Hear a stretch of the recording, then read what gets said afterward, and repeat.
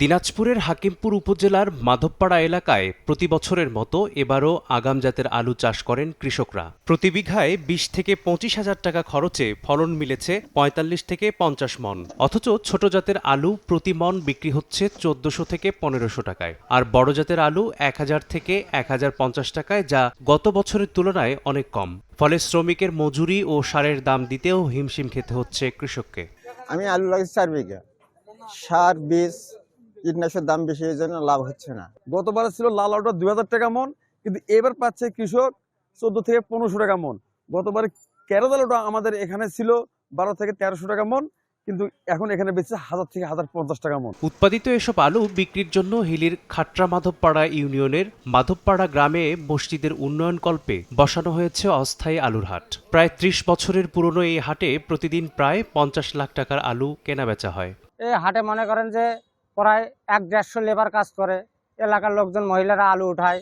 তারপরে মনে করেন যে বাইরের লোকজন যেগুলো আসে তাদের সেবা যত্ন মনে করেন যে অনেকেই দেয়, সুবিধা দেয়। আড়তদাররা যেরকম আছে মনে করেন যে কেনা বেচার শেষে তারাও কিছু পায়। এখানে আমরা আলু নিয়ে আসছি, আলু নিয়ে আসতে খুব সুবিধা হচ্ছে।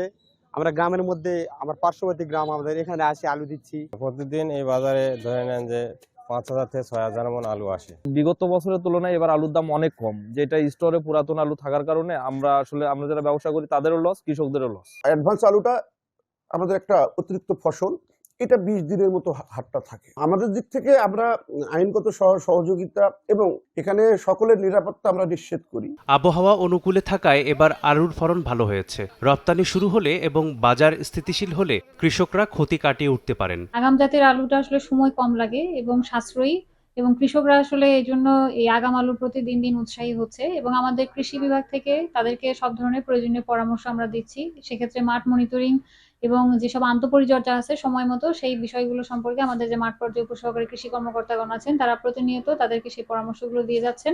চলতি মৌসুমে হাকিমপুর উপজেলায় আলুর লক্ষ্যমাত্রা ধরা হয়েছে ১৩১০ হেক্টর জমিতে, যার মধ্যে ১৫০ হেক্টর জমিতে আগাম আলু আবাদ হয়েছে।